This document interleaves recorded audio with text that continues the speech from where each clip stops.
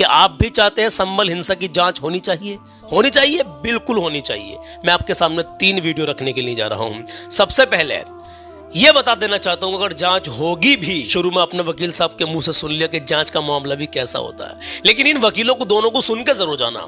और उसके बाद में असदुद्दीन ओवैसी साहब को कुछ लोग जो अभी भी बीजेपी का एजेंट समझ रहे हैं, उनकी आंखें खोल कर रख दी हैं। मैं आपको उनकी वीडियो भी एक दिखाऊंगा, लेकिन पहले आप इन वकीलों की वीडियो देखें। हम आपको अच्छे और सच्चे पैगाम देते रहते हैं, इसलिए आप इस वीडियो को 1-2 जगह जरूर शेयर कर दीजिए करिए मेरे अजीज। आपके 1-2 शेयर से पता नहीं कितनी जगह फिर वीडियो पहुंचेगी, उनसे भी कहा करेंगे आगे शेयर करें। जी हाँ मेरे दोस्तों, संभल जामा मस्जिद को लेकर जो इतना बड़ा हादसा हुआ है, इसकी जांच होनी चाहिए या नहीं, आज इस वीडियो में मुकम्मल सुनेंगे सलमान भाई की जुबानी। तो आपसे गुजारिश है दोस्तों, इस वीडियो को मुकम्मल एंड तक देखें, बिना एस्केप किए हुए पूरी जानकारी लेकर जाएं। तो अब आप सबका टाइम न लेते हुए इस वीडियो को शुरू कर। जांच वांच का कुछ भी मामला नहीं रहेगा देश में, जांच का सारी जांच एजेंसियां मदारी के बंदर की तरह काम करेंगी। सुप्रीम कोर्ट के 2 वकीलों ने और असदुद्दीन ओवैसी साहब ने आज कमाल कर दिया मेरे अजीजों। अगर आपने इस वीडियो को प्ले कर ही दिया है तो जानकारी पूरी लेकर के जाना कि आप भी चाहते हैं संभल हिंसा की जांच होनी चाहिए? होनी चाहिए, बिल्कुल होनी चाहिए। मैं आपके सामने 3 वीडियो रखने के लिए जा रहा हूं। सबसे पहले यह बता देना चाहता हूं, अगर जांच होगी भी, शुरू में अपने वकील साहब के मुंह से सुन लिया कि जांच का मामला भी कैसा होता है, लेकिन इन वकीलों को दोनों को सुन के जरूर जाना। और उसके बाद में असदुद्दीन ओवैसी साहब को कुछ लोग जो अभी भी बीजेपी का एजेंट समझ रहे हैं, उनकी आंखें खोल कर रख दी हैं। मैं आपको उनकी वीडियो भी एक दिखाऊंगा, लेकिन पहले आप इन वकीलों की वीडियो देखें। हम आपको अच्छे और सच्चे पैगाम देते रहते हैं, इसलिए आप इस वीडियो को 1-2 जगह जरूर शेयर कर दीजिए करिए मेरे अजीज। आपके 1-2 शेयर से पता नहीं कितनी जगह फिर वीडियो पहुंचेगी, उनसे भी कहा करेंगे आगे शेयर करें। और एक बात और मैं आपको बता देना चाहता हूं, हमारी अपडेट सिर्फ 2 से 4 मिनट की होती है। आगे इसमें हम कलाम भी पढ़ते हैं, हदीस बताते हैं, तो आप हमारी अपडेट को सिर्फ 5 मिनट सुन लीजिए करिए। कुछ लोग ये भी सोचते हैं कि वीडियो तो इतना लंबा है, सिर्फ 5 मिनट की अपडेट है। पहले उन वकीलों को सुनिए इन्होंने क्या कहा है, उसके बाद में असदुद्दीन ओवैसी साहब को भी सुन के जाना। और अगर संभल की हिंसा के बारे में अगर जांच सही तरीके से हो गई मेरे अजीजों, तो बड़े बड़े नप जाएंगे। बड़े बड़े वो नपेंगे जिनके बारे में, जिनको अपने सोशल मीडिया पर कहीं ना कहीं कुछ चलाते हुए देखा है। वो लोग नपेंगे जो व्हाट्सएप में वायरल हो रहे हैं, जो सामने से फायरिंग कर रहे हैं। अल्लाहू अकबर कबीरा। बहरहाल हमारे साथ जुड़े रहना, बने रहना, अभी इस अपडेट को पूरा मुकम्मल समझ के जाना। बाद में चाहे कलाम सुनना या मत सुनना वो आपकी मर्जी है, लेकिन अपडेट जानकर जाना। और उसके बाद में इस वीडियो को जरूर लाजमी शेयर करना। देखते हैं कि वकीलों ने कैसी लताड़ा लगाई है, खुद ही देख लीजिए। देखिए, जो संभल का मामला है, मेरी नजर में ये बहुत ही सोची समझी घिनौनी राजनीति के तहत ये सारा मामला है जी। और मुझे बहुत दुख के साथ कहना पड़ रहा है, लेकिन मैं कहूंगा जरूर कि अदालत भी इस सारे षड्यंत्र में शामिल है। जब देश में कानून है, जो धार्मिक स्थलों से संबंधित सन 1991 का कानून बना हुआ है, पार्लियामेंट द्वारा पास है, जिसमें कहा गया है कि 1947 से पहले की जो स्थिति इस देश में है, सभी धार्मिक स्थलों की स्थिति वही रहेगी, उसमें कोई किसी तरह की कोई सवाल नहीं उठाएगा, कोई छेड़छाड़ नहीं करेगा। और यही नहीं, उसमें रोका गया है कि अदालत भी उसमें किसी तरह का कोई हस्तक्षेप नहीं करेगी। सेक्शन 4 में कहा गया कि केवल यही नहीं, भविष्य में भी ऐसी कोई बात नहीं की जाएगी। बावजूद उसके 19 तारीख को दोपहर में पिटीशन फाइल होती है सर्वे के लिए। कोर्ट उसी समय जो रेस्पोंडेंट हैं उनको सुने बिना, उनको मौका दिए बिना, जो प्राकृतिक न्याय का एक सिद्धांत है उसको लागू किए बिना उसी दिन तत्काल आदेश करती है। और बड़े मजेदार बात देखिए कि इधर आदेश पारित हुआ और शाम तक जो है एएसआई के लोग सर्वे करने पहुंच भी गए। इससे ज्यादा और सुनियोजित षड्यंत्र और क्या होगा, घिनौना षड्यंत्र क्या होगा, क्योंकि उन्हें मालूम है कि अदालत जा रहे हैं, वहां से आदेश मिलेगा और आदेश मिलेगा तुरंत उसे लेकर वहां पहुंच जाएंगे। ऐसा वेल प्लान तरीके से होता है, बिना उसके नहीं होता। और इसलिए मैंने कहा कि अदालत भी इससे शामिल है। दूसरी बात, और जो एक बात मैं कहना चाह रहा हूं कि चलिए, जब 19 तारीख को सर्वे हो गया तो फिर 24 तारीख को सर्वे का क्या मतलब था? और सुबह 6 साढ़े 6 बजे पहुंच गए सर्वे करने, और उसके बाद में जो हुआ, 5 नौजवान बच्चे जो है हमारे, उनकी जान चली गई, हत्या की गई उनकी। मैं सीधा सीधा कहूंगा उनकी हत्या। पहले सवाल का जवाब ले लीजिए यार, इसीलिए मैंने आपसे कहा पहले जवाब आने दो, उसके बाद में जो आप सवाल पूछा। उनकी हत्या हुई और आरोप अब ये लगाया जा रहा है कि पुलिस ने गोली नहीं चलाई, जबकि आप देख रहे हैं पुलिस कैसे गुंजू करके, वो है ना पुलिस वाले यूं करके पिस्टल चला। पुलिस को दिखाई नहीं देता, डीसी और एसपी की लॉ एंड ऑर्डर में उनको पता नहीं होना चाहिए, इंटेलिजेंस उनके पास नहीं होना चाहिए कि ऐसे माहौल में क्या हो सकता है। और उस जज को इतनी अकल नहीं, जज को देखना नहीं चाहिए कि आप इस तरह के मामले में बिना दूसरे पक्ष को सुने इमीडिएटली आप कहते जाओ सर्वे की टीम भेज दो और सर्वे करो। कौन से जज हैं ये? जज होने की नैतिकता निभा रहे हैं क्या? जज होने की बेसिक क्वालिटी है क्या ऐसे लोगों में? खाली जज होना, देश को आप ऐसे नहीं हाँक सकते, जुडिशरी भी देश को ऐसे नहीं हाँक सकती। बिना नेचुरल जस्टिस के दूसरे पक्ष को सुने बगैर, मेंटली तैयार किए बगैर आप ऐसे ऑर्डर कर दोगे और देश में अफरा तफरी होगी, पूरा देश में एक अफरा तफरी का माहौल, और फिर कहोगे लोगों ने पत्थर चला दिए और लोगों की डेमोक्रेसी में पुलिस की गोली से मरना और लोगों को, अपने देश के लोगों को मारना, इससे बड़ा कलंक नहीं, इससे बड़ी गुंडागर्दी नहीं है। डेमोक्रेसी में जितने लोग बंदूक से, पुलिस की फायरिंग से मारे जाते हैं, ये कलंक है डेमोक्रेसी पे, और इसके लिए वो लोग जिम्मेदार हैं जो डेमोक्रेसी में उस वक्त के जिम्मेदारी जिनके ऊपर है सरकार चलाने की। किसने गोली चलाई, पुलिस ने चलाई? अभी इस देश में जांच वांच का कुछ भी मामला नहीं रहेगा। देश में जांच का, सारी जांच एजेंसियां मदारी के बंदर की तरह काम कर रही हैं। हाँ। देश का विश्वास ही खत्म कर दिया लोगों ने, जांच एजेंसियों ने। यहाँ की सीबीआई को खुद सुप्रीम कोर्ट ने पिंजरे का तोता बता दिया, तो देश कैसे विश्वास करेगा?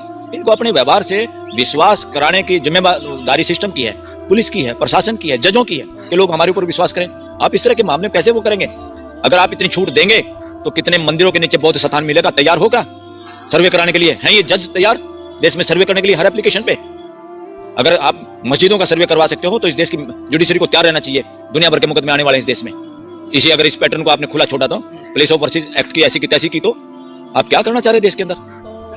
बहराइच में जो हुआ था उसमें भी बीजेपी के लोगों का नाम सामने आए थे, तो क्या लगता है इसमें भी किसी इसी तरीके की चीजें हो सकती हैं जिस तरीके अखिलेश यादव कह रहे हैं कि चुनाव को दबाए? भाई जिसकी जिम्मेदारी सरकार चलाने की, जिसको जिम्मेदारी मिली हो इस वक्त, उस पर आएगा क्वेश्चन? क्यों नहीं आएगा? जी हाँ, सरकार चलाने की जिम्मेदारी जिस पर है उसी पर आएगा मसला। चलिए बहरहाल, तो अब ये दो वीडियो मैंने आपको दिखाई है, दोनों वकीलों की बात को आपने ध्यान से सुना। मेरे अजीजों, अभी इस हिंदुस्तान के अंदर, और अभी ऐसा नहीं कि कम संख्या में, बहुत ज्यादा संख्या में अमन और पसंद और इस चीज को समझने वाले लोग हैं कि भाई शांति में ही, अमन में ही जो है सुकून है, उसी में फायदा है। और ये बात जो ये कर रहे हैं, ये सिर्फ ऐसे मौके पर जो हमारे बड़े बड़े लीडर भी खामोश रहते हैं, ये लोग बोल रहे हैं। और सबको बोलना चाहिए, लेकिन उन बड़े बड़े लीडरों में एक लीडर ऐसा भी है अपना, मेरे अजीजों, जो कभी खामोश नहीं रहता है।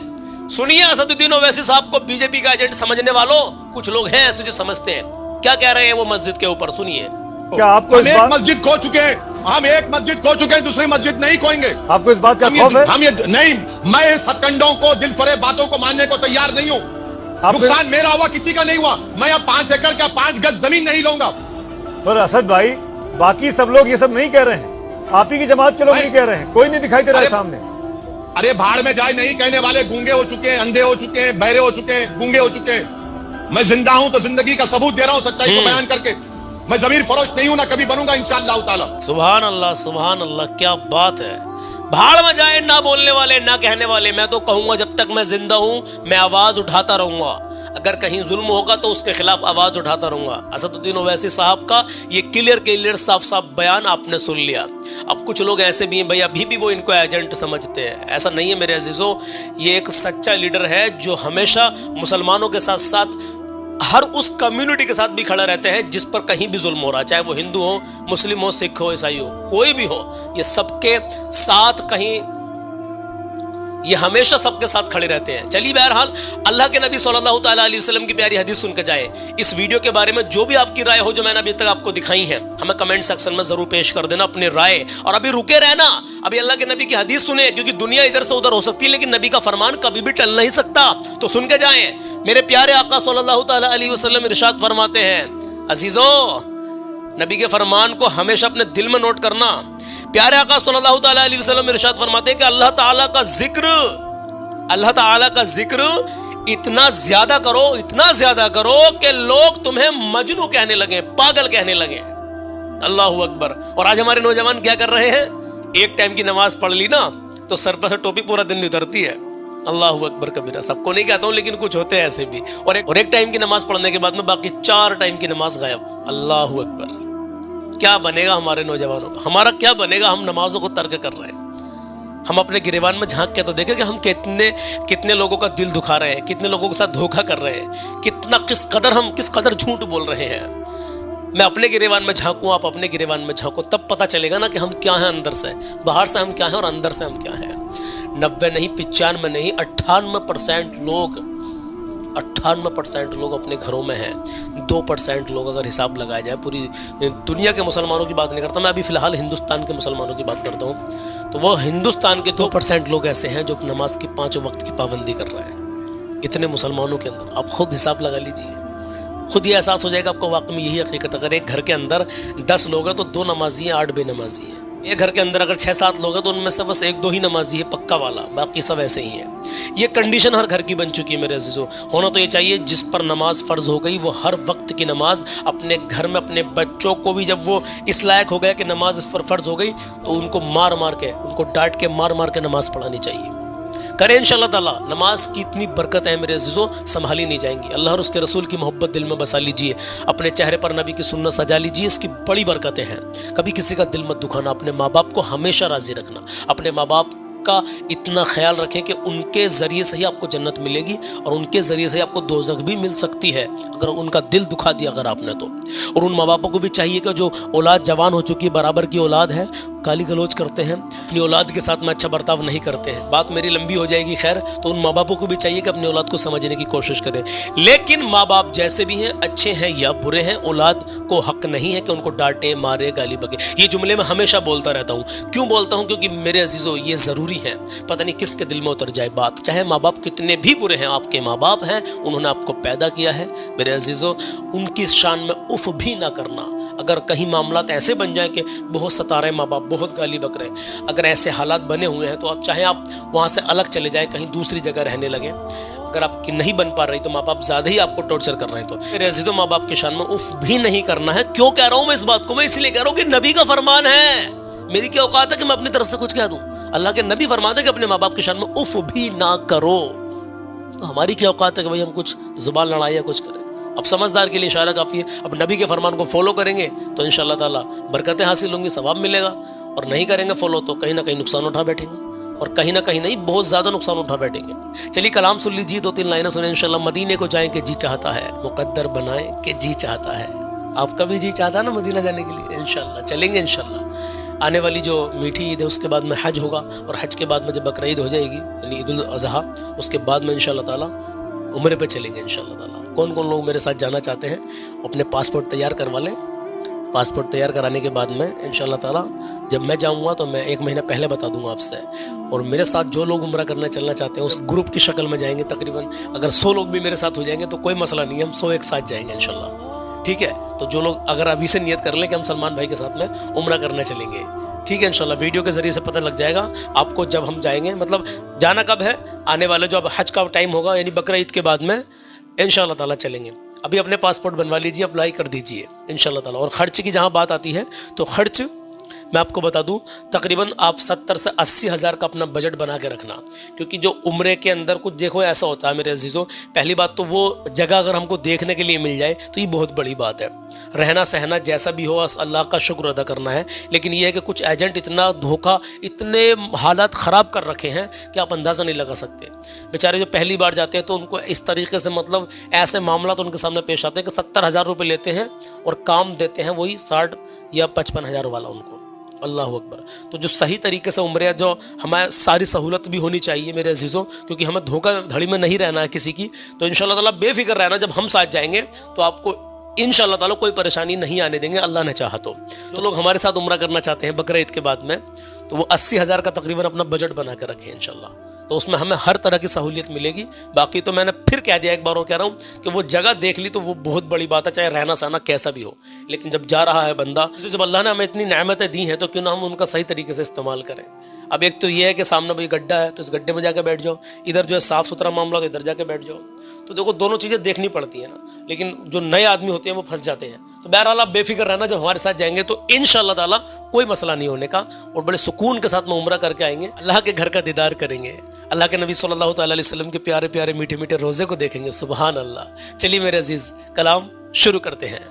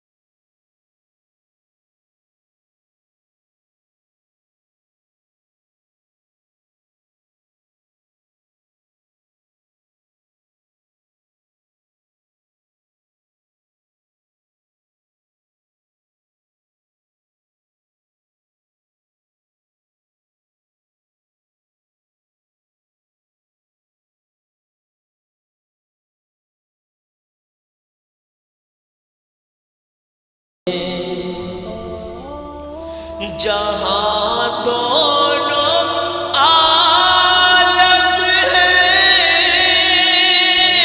महवे तमन्ना, जहां दोनों आलम है महवे तमन्ना, वहां सर झुकाए ये जी चाहता है, वहां सर झुकाए मदीने को जाए, ये जी चाहता है मुक़द्दर बनाए, ये जी चाहता है मदीने को जाए। अब आखिरी शेर सुनिएगा। मोहम्मद की बातें, मोहम्मद की सीरत, मोहम्मद की बातें, मोहम्मद की सीरत सुने और सुनाए, सुने और सुनाए, ये जी चाहता है मदीने को जाए, ये जी चाहता है मुक़द्दर बनाए। तो जैसा भी लगा हो कलाम मदीने को जाए कि जी चाहता है, मुक़द्दर बनाए कि जी चाहता है। आए है सुभान अल्लाह। इंशाल्लाह एक दिन मुक़द्दर बनेगा, मदीना जाएंगे और मदीने में बैठकर इंशाल्लाह रोज़े पर, आका के रोज़े पर आप सबके लिए दुआ करेंगे और आप सबको रोज़े का लाइव दीदार भी कराएंगे इंशाल्लाह ताला। बस दुआ करें कि वो घड़ी जल्दी आए। मैं दुआ करता हूँ अल्लाह आप सबको, जितने लोग हमें रोज़ाना देखते हैं, सबको मक्का मदीने की ज़ियारत करा दे, और जो नहीं भी देखते हैं या अल्लाह अज़्ज़ा वजल, जो पूरी दुनिया में तड़प रहे हैं या अल्लाह, मोमिन मुसलमान जो तड़प रहे हैं आका के रोज़े को देखने के लिए, मक्का मुकर्रमा का दीदार करने के लिए, मदीना मुनव्वरा का दीदार करने के लिए, या अल्लाह अज़्ज़ा वजल पैसे की वजह से मौला नहीं जा सकते, या अल्लाह उनका कुछ ऐसा इंतज़ाम कर दे मेरे अल्लाह अज़्ज़ा वजल कि वो चले जाएं और वहाँ पर जाकर उस मुक़द्दस जगह का दीदार कर लें, अपनी नेक जायज़ दुआएं वहाँ जाके मांगे। या अल्लाह तू सबको मक्का मदीना दिखा दे। बस एक शेर और पढ़ना चाहता हूँ, सुनिए। हुजूर ऐसा कोई इल्तिज़ाम हो जाए, हुजूर ऐसा कोई इल्तिज़ाम हो जाए, सलाम के लिए हाज़िर गुलाम हो जाए, सलाम के लिए हाज़िर गुलाम हो जाए।